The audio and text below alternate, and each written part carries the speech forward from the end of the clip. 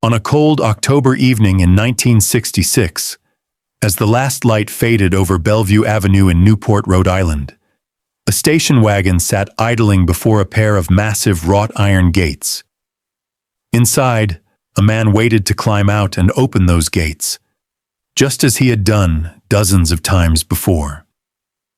His name was Eduardo Tirella, a talented designer with dreams of Hollywood, a friend and confidant to one of the wealthiest women in America. In the driver's seat beside him sat Doris Duke, the tobacco heiress whose fortune could buy almost anything except, perhaps, the one thing she wanted most. What happened next would become the darkest chapter in the story of Rough Point, a mansion that had already witnessed more drama, heartbreak, and mystery than any Gothic novel could imagine. When Eduardo stepped out of that car and walked toward the gates, he had no way of knowing he was walking toward his death.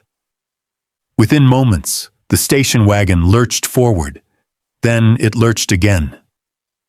Eduardo Tirella was crushed against a tree, killed instantly. The woman behind the wheel was never charged with a crime. But this is not simply a story about that terrible night. This is the story of Rough Point itself, a house built on dreams and soaked in sorrow. A mansion that rose from the rocky cliffs of Newport during America's Gilded Age and became the stage for one woman's extraordinary, tragic, and deeply complicated life. To understand what really happened at Rough Point, we must start at the beginning, when this stretch of Rhode Island coastline was nothing but wild grass and crashing waves, and when the very concept of American wealth was about to change forever. The year was 1887, and Newport was transforming into something the world had never seen before. Along Bellevue Avenue, the titans of the Gilded Age were building summer cottages, though calling them cottages was like calling an ocean liner a rowboat. These were palaces of marble and limestone, monuments to fortunes built on railroads, steel, and banking.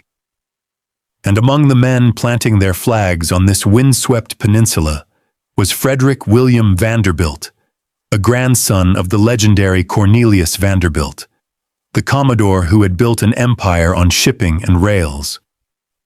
Frederick and his wife Louise purchased 2 parcels of land at the very southern tip of Bellevue Avenue, where the cliffs dropped dramatically into the churning Atlantic. This was Rough Point, named for the jagged rocks that jutted from the water below. To design their summer home, the Vanderbilts chose Peabody and Stearns, one of Boston's most prestigious architectural firms. The architects had already designed several Newport estates, including the original breakers, which would later burn and be replaced by the even grander version we know today.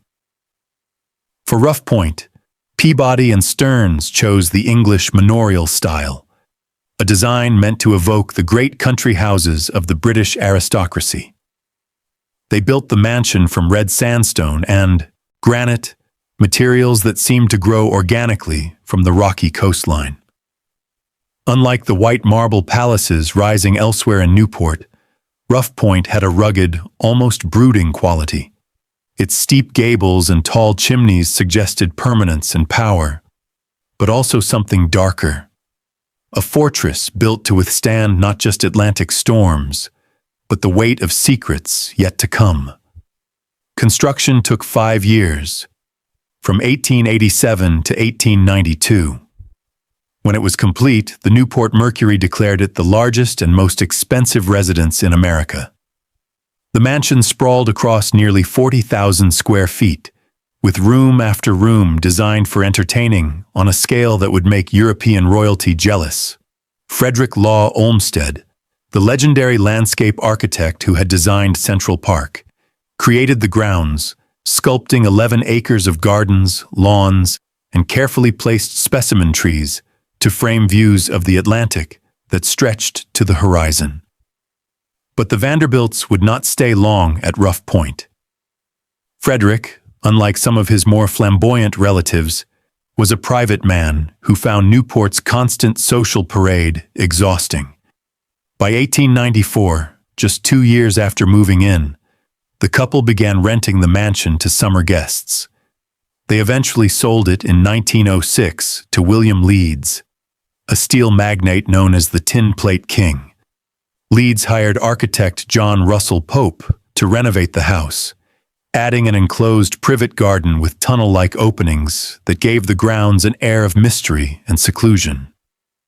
But Leeds would own Rough Point for barely 16 years. In 1922, the estate changed hands again, this time to a buyer whose name would become synonymous with the mansion itself.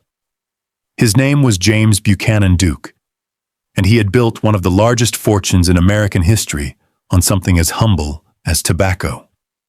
To understand James Duke, you must first understand the world he came from. He was born in 1856 near Durham, North Carolina, the son of Washington Duke, a Confederate veteran who had returned from the Civil War to find his farm destroyed and his savings worthless. With nothing but a small barn and a few leaves of tobacco, Washington Duke began building what would become an empire. He and his sons rolled cigarettes by hand and sold them from the back of a wagon, traveling from town to town across the devastated South. Young James, called Buck by everyone who knew him, proved to be the most ambitious of the Duke brothers. He had little interest in formal education, but possessed an almost preternatural gift for business. While other tobacco manufacturers competed for market share through quality and advertising, Buck Duke saw a different path.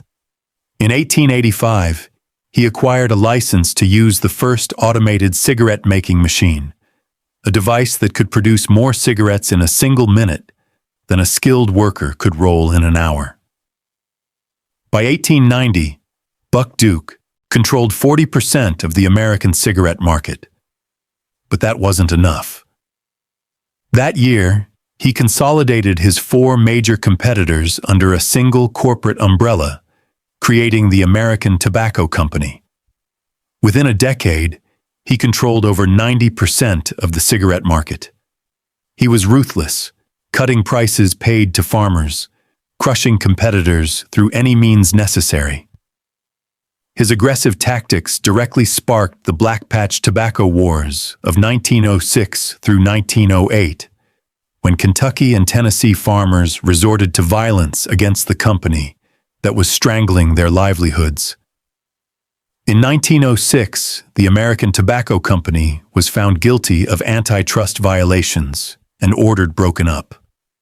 But by then, Buck Duke had already diversified. He had invested heavily in hydroelectric power in the Carolinas, building dams and power plants that would eventually become Duke Energy. He poured $40 million into transforming Trinity College in North Carolina into Duke University, named in honor of his father. At the time of his death, his fortune would be estimated at over $100 million, the equivalent of nearly $2 billion today. In 1907, Buck Duke married for the second time. His first marriage, to Lillian McCready, had ended in scandal and divorce after just 2 years. His new bride was Nanaline Holt Inman, a beautiful widow from Atlanta with impeccable social credentials. She was refined where he was rough, elegant where he was plain. She craved the acceptance of high society, and Buck Duke's millions could buy her a seat at any table in America. On November 22, 1912, their only child was born in New York City. They named her Doris. From the moment of her birth, newspapers across the country trumpeted her arrival. She was the million-dollar baby, the richest little girl in the world. Headlines followed her every move, from her first steps to her first words. Photographers lurked outside the Duke mansions, hoping to capture an image of the tiny heiress. It was a level of scrutiny that would haunt Doris Duke for the rest of her life. Buck Duke doted on his daughter in ways that would prove both blessing and curse. He showered her with affection, spending hours with her at Duke Farms, the family's sprawling 2,700-acre estate in New Jersey.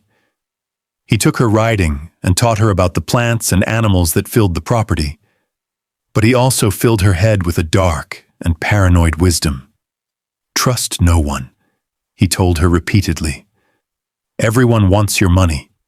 They will pretend to love you, but they only love what you can give them." These weren't idle warnings. The Duke family lived in constant fear of kidnapping. Private detectives guarded young Doris around the clock. She was homeschooled to keep her away from children whose families might have ulterior motives. The Manhattan mansion on Fifth Avenue, where she spent much of her childhood, reeked of ammonia because Nanaline insisted on a germ-free environment. Doris grew up isolated, suspicious, and desperately lonely, a princess in a tower of her father's making. In 1922, when Doris was 10 years old, Buck Duke purchased Rough Point for his wife. Nanaline had long desired a Newport summer cottage, and Rough Point was among the grandest available. Buck hired architect Horace Trumbauer, who had already designed the Duke Mansion in New York and their Linwood estate in North Carolina, to renovate and expand the property. Trumbauer added a new east wing with a formal drawing room and a spacious ballroom where Nanaline could host the glittering entertainments she craved. The servant quarters were expanded from 11 rooms to 16, because more guests meant more staff to attend them. But Buck Duke would enjoy Rough Point for barely 3 years. In the winter of 1925, he contracted pneumonia. He lingered for months, growing weaker and weaker, while 12-year-old Doris watched helplessly. Some accounts suggest that Nanaline, eager perhaps to hasten the inevitable, left her ill husband alone in his bedroom with the windows open to the cold New York air. Whatever the truth, Buck Duke died on October 10th, 1925. He was 68 years old. His will revealed what everyone expected. The majority of his fortune went to Doris and her mother, with substantial sums also going to the Duke endowment he had created the year before. Doris, not yet 13 years old, inherited approximately $100 million. She would receive portions of this fortune at 21, 25, and 30, with the bulk held in trust until she came of age. Overnight, she became the most eligible heiress in America, perhaps the world. But the relationship between Doris and her mother was already fracturing. Nanaline, cold and critical, seemed to resent her daughter's inheritance. She favored her son from her first marriage and made little effort to hide her preference. In 1927, at just 14 years old, Doris made a decision that would define her character. She sued her mother. The lawsuit centered on the real estate in her father's estate. Nanaline and the other executors planned to auction off several properties, including the Manhattan Mansion and Duke Farms. Doris, clinging to memories of her father, refused to let them go. She hired lawyers and fought her own mother in court, and she won. At 14, Doris Duke had demonstrated a steely determination that would mark her entire life. She gained sole control of Rough Point, Duke Farms, and the Fifth Avenue Mansion. It was a victory, but it came at a cost. The rift between mother and daughter would never fully heal. In 1930, at 18 years old, Doris Duke was presented to society. Her debutante ball was held at Rough Point, of course, and it was unlike anything Newport had ever seen. 600 guests arrived to find 3 orchestras playing throughout the mansion and grounds. Doris, standing 6 feet tall and painfully self-conscious about her height, led a snake dance across the rolling lawns as dawn approached. The party continued until the sun rose over the Atlantic, and newspaper society pages devoted column after column to every detail. But Doris was miserable. She had wanted to attend college, to pursue her intellectual curiosity, but Nanaline had forbidden it. Instead, she was shipped to England to be presented at Buckingham Palace before King George V and Queen Mary, one of 8 American debutantes that season. She went through the motions of high society, smiling for cameras while seething inside. The richest girl in the world felt trapped, controlled, and desperately alone. In 1935, Doris married for the first time. Her husband was James H.R. Cromwell, a handsome playboy 16 years her senior with political ambitions and a dwindling family fortune. The wedding, held in New York, was a media circus. Doris gave her new husband a monthly allowance of $10,000, the equivalent of roughly $125,000 today. Their honeymoon was a 2-year trip around the world that would change Doris forever. During those travels, Doris discovered a passion for art and culture that transcended the stuffy European traditions her mother worshipped. In the Middle East and Southeast Asia, she encountered Islamic art and architecture that spoke to something deep within her. She began collecting, purchasing priceless artifacts that would eventually fill entire wings of her homes. Their journey ended in Hawaii, where Doris fell in love with the islands, the ocean, and a lifestyle utterly removed from Newport society. In Honolulu, she built Shangri-La, a winter home designed to showcase her growing collection of Islamic art.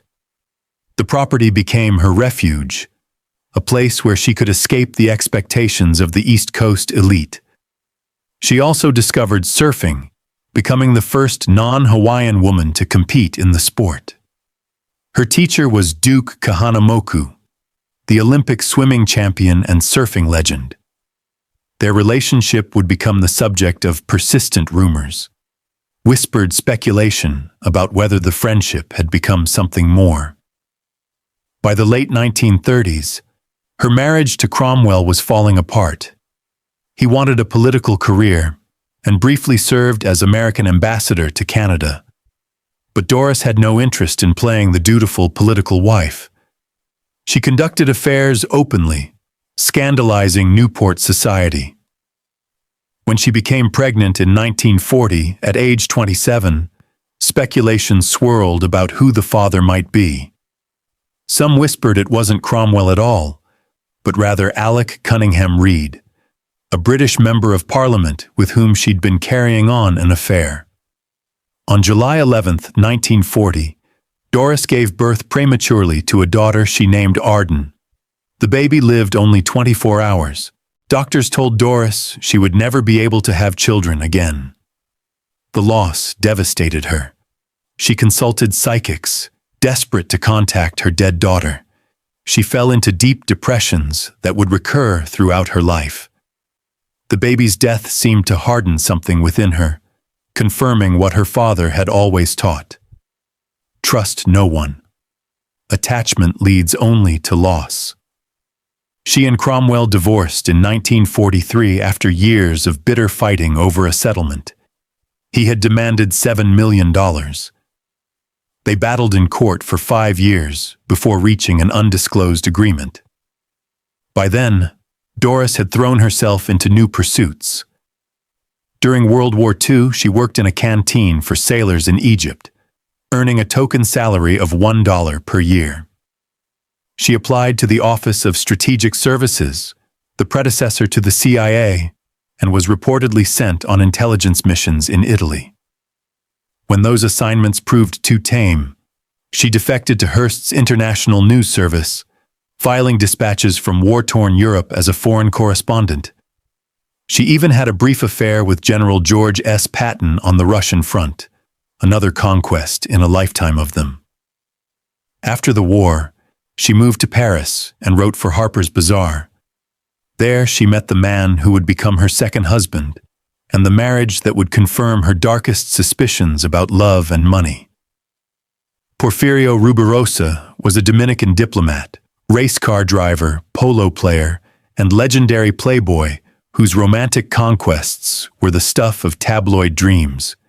He was charming, handsome, and utterly shameless in his pursuit of wealthy women. When Doris met him in 1947, he was already married to French actress Danielle Darrieux. According to legend, Doris was so infatuated that she paid Darrieux $1 million to agree to an uncontested divorce. Their wedding in September 1947 attracted the attention of the U.S. State Department. Officials worried that Doris's vast fortune could give the Dominican government dangerous leverage over American interests. They demanded a prenuptial agreement. Rubirosa, unaware of the full extent of Doris's wealth, reportedly fainted when he saw the documents. The marriage lasted barely a year. Doris lavished Rubirosa with gifts, a stable of polo ponies, sports cars, a converted B-25 bomber, and in the divorce settlement, a 17th-century house in Paris. But even her billions couldn't buy his fidelity. Their divorce was finalized in October 1948. Doris never married again, but the sting deepened when Rubirosa subsequently married her arch-nemesis, Woolworth heiress Barbara Hutton. The two women, born a week apart to wealthy Manhattan families, had competed their entire lives. Rubirosa's marriage to Hutton lasted only 53 days, a small consolation. Through all these years, Rough Point remained a constant in Doris's life, though her relationship with the mansion was complicated. After the hurricane of 1938 devastated Rhode Island, and with World War II looming, Doris visited less frequently. Her mother, Nanaline, continued to summer there, maintaining the social rituals that Doris had come to despise. When Nanaline died in 1962, leaving Doris an additional $250 million and making her sole owner of Rough Point, Doris faced a decision. She chose to return. In the late 1950s, she had begun refurnishing the mansion, combining new acquisitions with family treasures relocated from the Fifth Avenue house. She filled rooms with Ming Dynasty vases worth millions, paintings by Renoir and Van Dyck and Gainsborough, 16th-century Flemish tapestries that once hung in the Palace of Versailles. The mansion became a museum of her wanderings, each object a souvenir of her restless travels around the globe. But Rough Point was also, unmistakably, a home.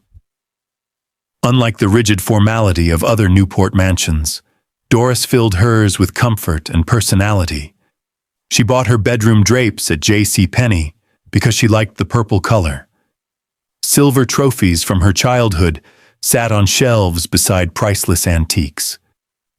She kept a throw pillow embroidered with the words, "Familiarity breeds," a joke she found endlessly amusing. Her dogs, as many as 10 at a time, roamed freely through the house, knocking over expensive objects that Doris would patiently glue back together in a workshop she maintained for that purpose. She was an accomplished jazz pianist who practiced twice a day. After Newport Jazz Festival performances, she would invite musicians to Rough Point for jam sessions that lasted until dawn. She sang in gospel choirs, took voice lessons, and studied belly dancing. She remained fiercely intellectual, reading constantly, following politics and world affairs with the attention of a scholar. Yet she was also deeply eccentric, collecting exotic animals that included famously 2 Bactrian camels named Princess and Baby that roamed the grounds and once ate all the hors d'oeuvres at a tea party attended by Jacqueline Kennedy. It was during this period of renewed engagement with Rough Point that Eduardo Tirella entered her life. They met in the early 1960s when Doris was beginning to take preservation and design more seriously. Eduardo was a decorator and designer with impeccable taste, a warm personality, and dreams of a career in Hollywood. He helped Doris restore houses for the Newport Restoration Foundation, the organization she had created in 1968 to save the city's endangered colonial architecture. They became close, traveling together, working together, spending long hours discussing art and design. Eduardo was openly gay, which perhaps made the relationship less complicated for Doris. She could have intimacy without the constant fear that he wanted her money. For a woman who had been taught from childhood to trust no one, his friendship must have felt like a rare gift. But by 1966, Eduardo was ready to leave. He had been offered a position as set designer in Hollywood, working on a film called The Sandpiper with Elizabeth Taylor and Richard Burton.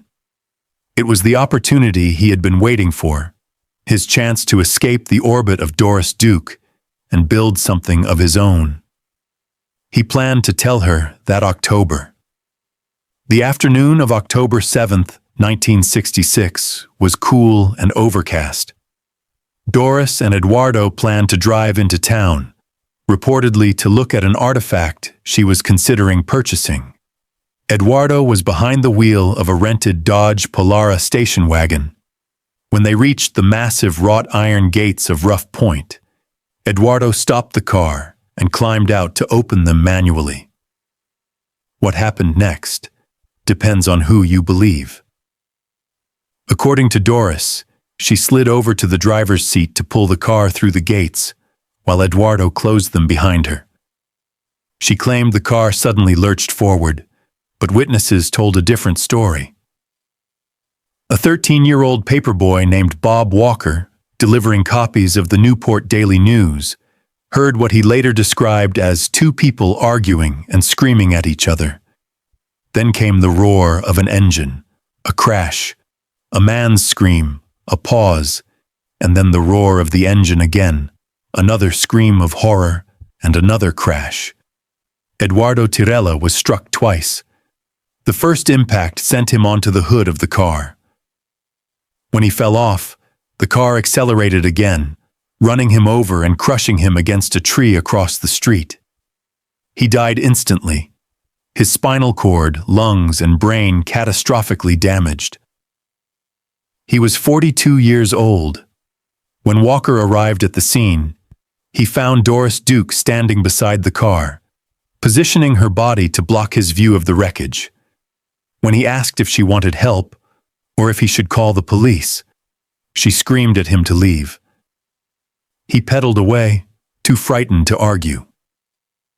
Newport Police Chief Joseph Richest took charge of the investigation. Officers conducted a brief interview with Doris several days later, taking her at her word that the death was an accident. Within 96 hours of the crash, Chief Richest officially labeled Eduardo Tirella's death an unfortunate accident. No charges were filed. No grand jury was convened. The case was closed. The speed of that conclusion raised eyebrows even then. Doris Duke was arguably the most powerful person in Newport, a major donor to local causes and a crucial part of the city's economy. Theories about what really happened that evening have circulated for decades. Some believe Doris was furious that Eduardo was leaving her, that in a moment of rage she deliberately ran him down. Others suggest it truly was an accident, a terrible tragedy caused by a wealthy woman's unfamiliarity with the mechanics of an ordinary car. The truth may never be known, but the whispers never stopped. Bob Walker, the paperboy, didn't speak publicly about what he had heard and seen for more than 50 years, afraid that the Dukes might come after his family. When he finally told his story in 2021, after reading a book called Homicide at Rough Point by investigative journalist Peter Lance, Newport police briefly reopened the case. They found Walker credible, but concluded there was no new evidence to change the original determination. In the years after Eduardo's death, Doris Duke withdrew further into her private world. She continued her preservation work, eventually saving more than 80 colonial buildings in Newport. She was friends with Jacqueline Kennedy Onassis, who served as vice president of the Newport Restoration Foundation and helped champion its mission. She traveled constantly, collecting art, visiting her homes in Hawaii and Beverly Hills and New Jersey, never staying in one place for long. Her eccentricities deepened. She adopted a 32-year-old woman named Chandi Hefner in 1988, reportedly believing Hefner was the reincarnation of her daughter Arden. The relationship soured badly, and Doris disinherited Hefner in 1990. She cycled through employees and confidants, hiring and firing with increasing caprice. She underwent a series of elective surgeries, facelifts, and knee replacements, as if trying to outrun her own mortality. In her final years, she relied increasingly on Bernard Lafferty, an Irish-born butler who had joined her household in 1987. Lafferty was an alcoholic with a flamboyant personality and a complicated relationship with his employer. Some saw him as devoted and caring. Others believed he was manipulating a vulnerable elderly woman for his own benefit.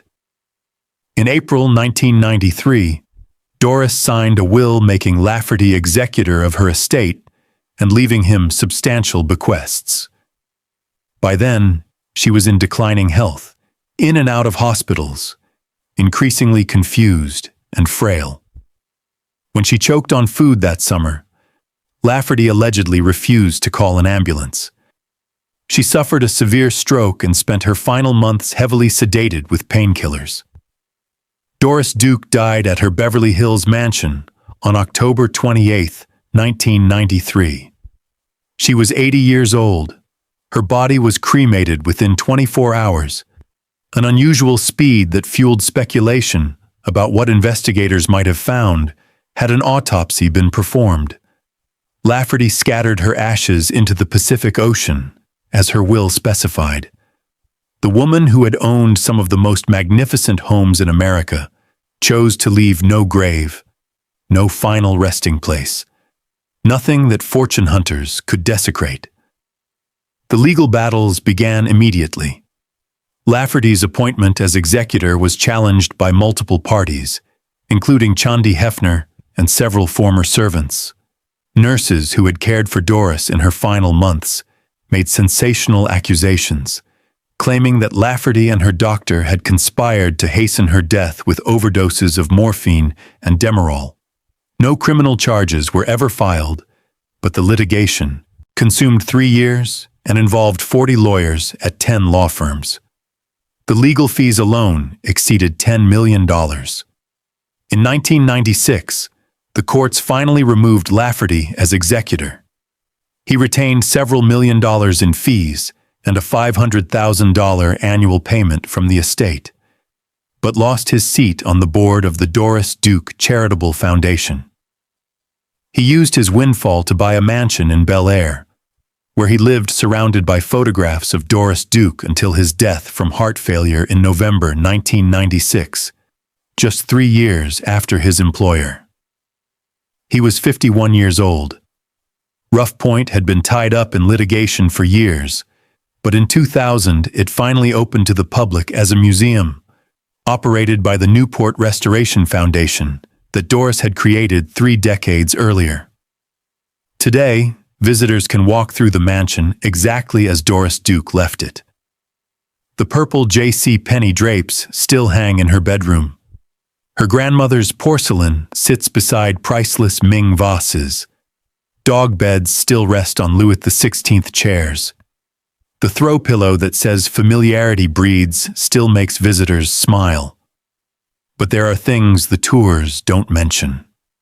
They don't discuss Eduardo Tirella's death in detail, or the decades of speculation about what really happened that October evening. They don't dwell on Doris's complicated psychology, the paranoia instilled by her father, the loneliness that shadowed her despite her billions. They present a sanitized version of a woman whose life was anything but simple. The truth is that Rough Point, like Doris Duke herself, resists easy categorization. It is beautiful and sad, grand and intimate, public and deeply private. The mansion perches on its rocky cliff like a monument to the Gilded Age, but it also tells a more personal story. It is the story of a woman who had everything except the things money cannot buy: love, trust, peace of mind. A child who lived more than one day. When you stand on the terrace at Rough Point and look out over the Atlantic, you see the same view that Doris Duke saw for more than 7 decades. The waves crash against the rocks below, just as they did when Frederick Vanderbilt first built here. The wind carries the salt spray up to the house, just as it did when Doris led her snake dance across the lawn at her debutante ball. Time passes, but Rough Point endures. In the end, Doris Duke's billions went to charity, as she had always intended. The Doris Duke Charitable Foundation supports medical research, child welfare, the performing arts, and environmental conservation. Duke Farms in New Jersey is now a center for environmental stewardship, open to the public at no charge. Shangri-La in Hawaii showcases her remarkable collection of Islamic art. Her money continues to do good in the world, even though the woman herself is gone. But Rough Point remains her most personal legacy. It is the place where she suffered through her debutante ball, where she returned after her mother's death to create a home on her own terms, where Eduardo Tirella died at the gates on that terrible October evening. It is the place where she kept camels on the patio and jazz musicians in the drawing room and dogs on chairs that once belonged to French kings. Visitors leave Rough Point with questions that have no easy answers. Was Doris Duke a tragic figure? A victim of her own fortune? Isolated and lonely despite her billions? Or was she something darker, a woman capable of violence who used her wealth to escape consequences? The mansion itself offers no verdict. It simply stands, beautiful and brooding, keeping its secrets as it has for more than a century. As the sun sets over Newport and the lights of Rough Point begin to glow, you can almost imagine her there.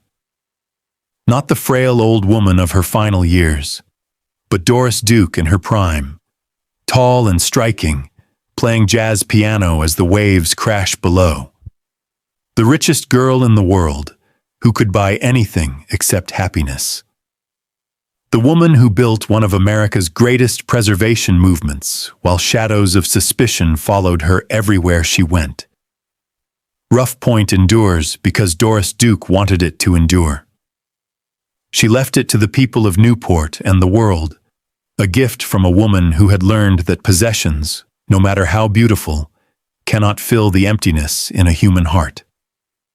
The mansion stands as both monument and mystery, a reminder that even the grandest houses are only as good as the lives lived within them.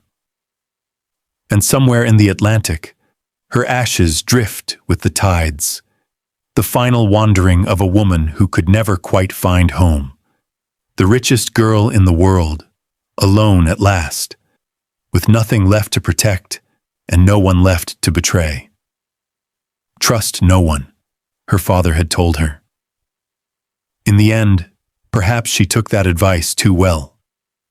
The gates of Rough Point still stand at the entrance to the property. They are not the same gates that Eduardo Tirella was opening when he died, but they mark the same threshold between the public world and the private one that Doris Duke guarded so fiercely.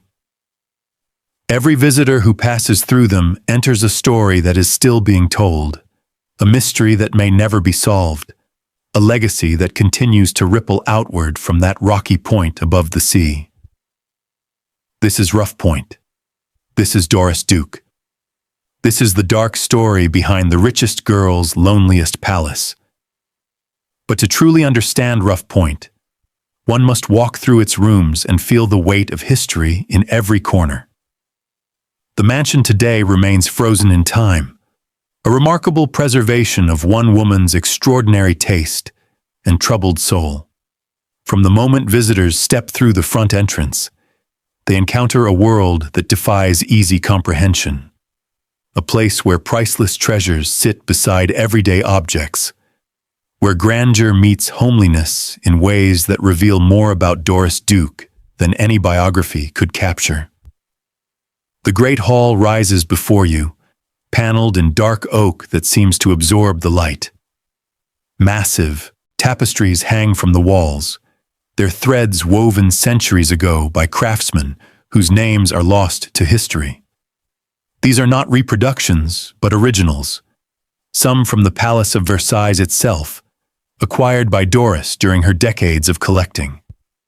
She paid fortunes for them, not because they impressed visitors, but because their beauty spoke to something deep within her.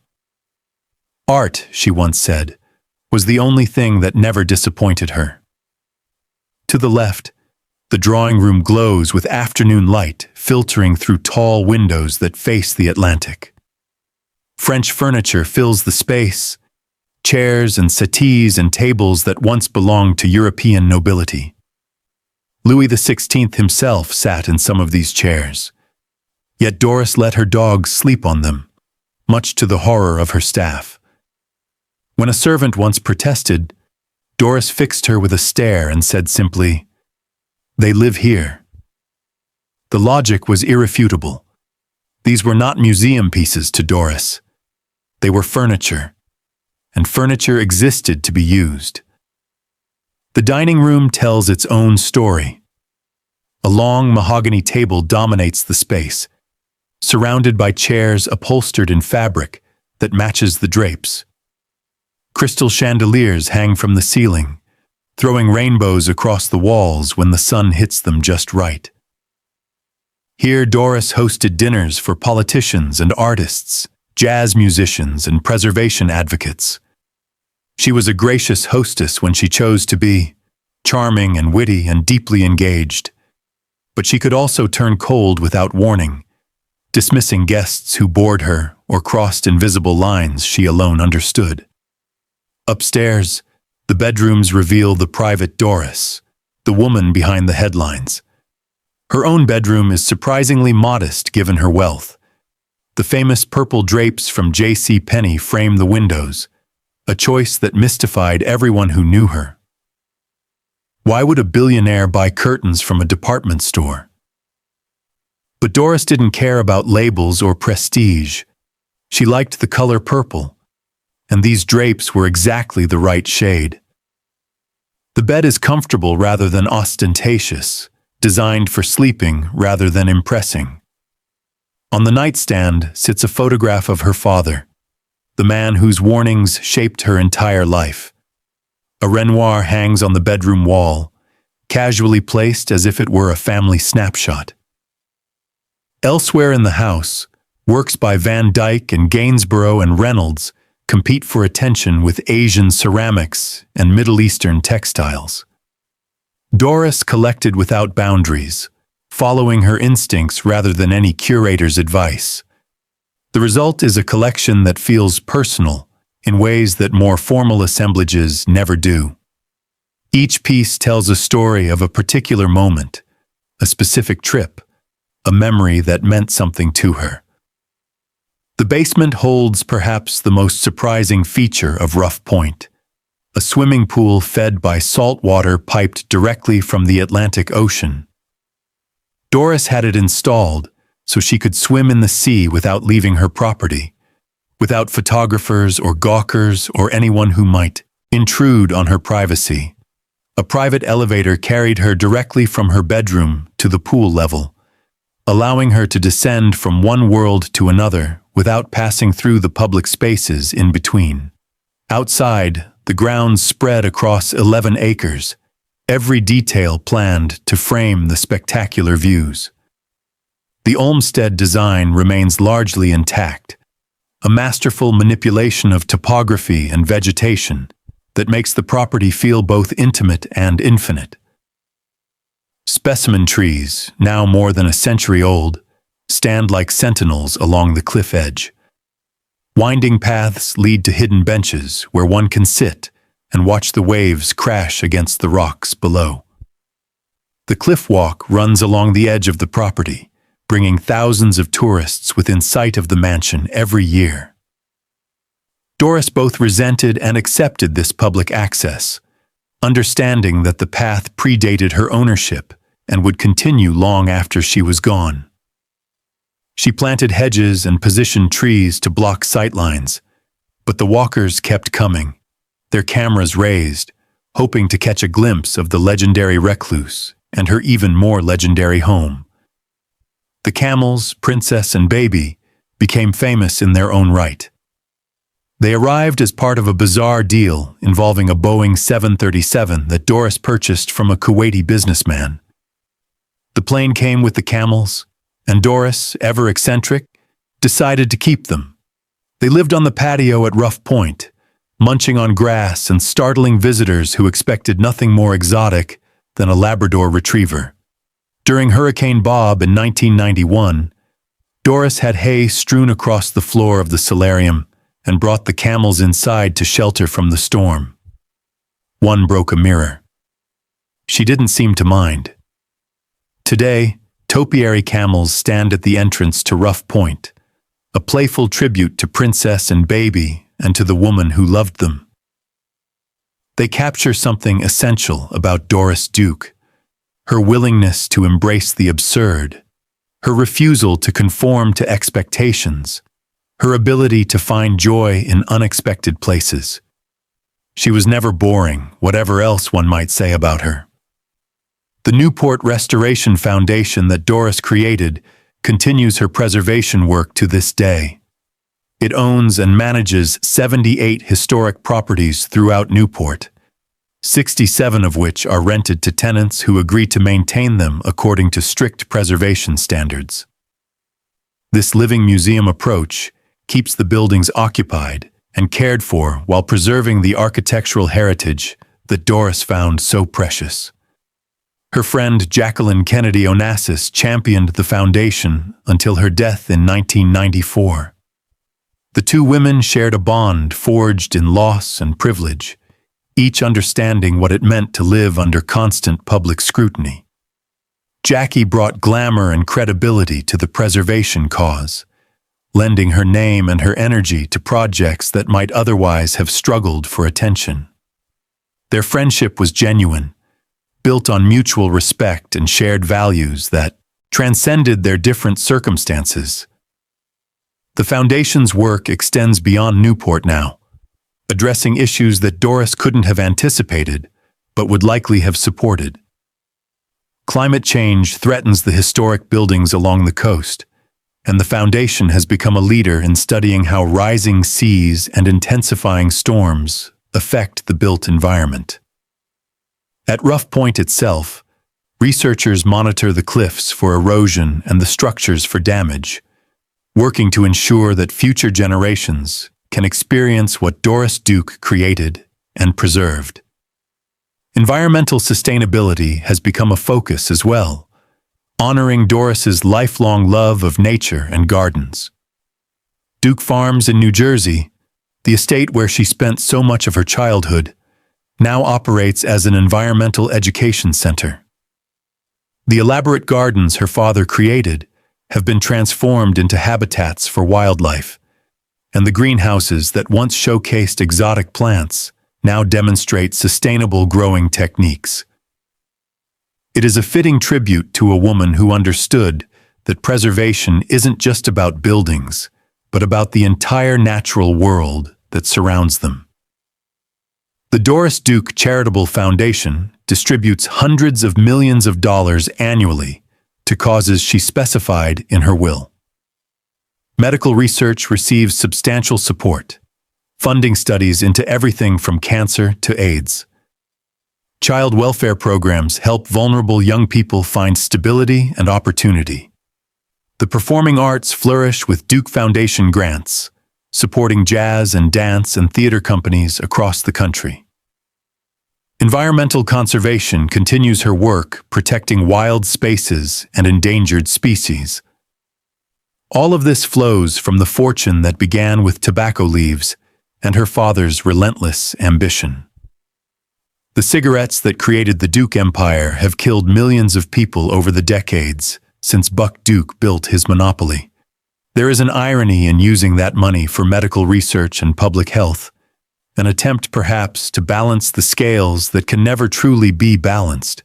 Doris herself seemed aware of this contradiction, rarely discussing the source of her wealth even as she spent it lavishly on herself and generously on others. Her legacy remains complicated as the woman herself. She saved historic buildings that would otherwise have been demolished, preserving a record of American life that developers would have erased. She created foundations that continue to do good work decades after her death. She collected art and opened her homes so others could experience beauty they could never afford. Yet she also may have killed a man and used her wealth to escape justice. She treated people capriciously, hiring and firing at whim, bestowing generosity and cruelty in equal measure. She was brilliant and paranoid, generous and petty, visionary and vindictive. Perhaps this is what happens when you inherit $100 million at 12 years old and spend the rest of your life trying to figure out who you might have been without it. Perhaps trust no one is not wisdom but poison, a fear that becomes self-fulfilling as you push away everyone who might have loved you. Perhaps the loneliest palace is not Rough Point itself, but the prison of wealth that Doris Duke could never escape, no matter how many homes she bought or how many miles she traveled. The sun continues to set over Bellevue Avenue as it has for centuries. The mansions glow in the golden light, monuments to an age of excess that seems almost quaint compared to the billionaires of today.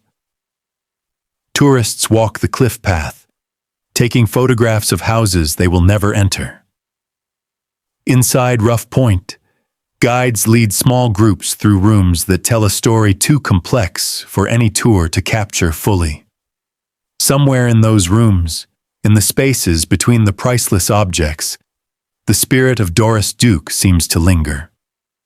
Not a ghost exactly, but a presence, an absence that shapes the air. She wanted this house to outlive her, and it has. She wanted her work to continue, and it does. She wanted to be remembered, and she is, though perhaps not always as she might have wished. The gates of Rough Point close each evening as darkness falls. The mansion settles into silence, its treasures dreaming in the dark. Tomorrow more visitors will come, drawn by curiosity about the richest girl in the world and the house that captured her heart. They will walk through the rooms and marvel at the collections and wonder what it must have been like to live this way, surrounded by beauty and haunted by doubt. And outside, the Atlantic continues its ancient conversation with the rocks below. The waves crash and retreat, indifferent to the human dramas that play out above. Rough Point stands firm against the elements, as it has for over a century, as it will for centuries more. A monument to wealth and taste and loneliness.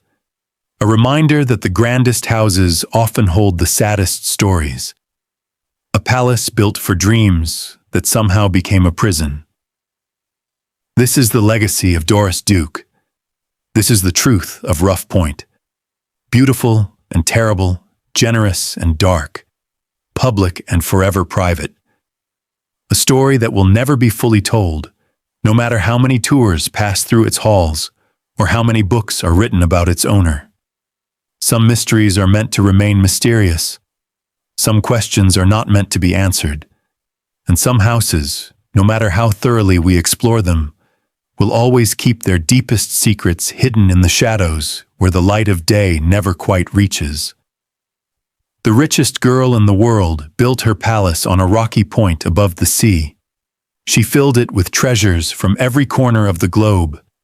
She lived there for decades, surrounded by beauty and dogs and occasionally camels.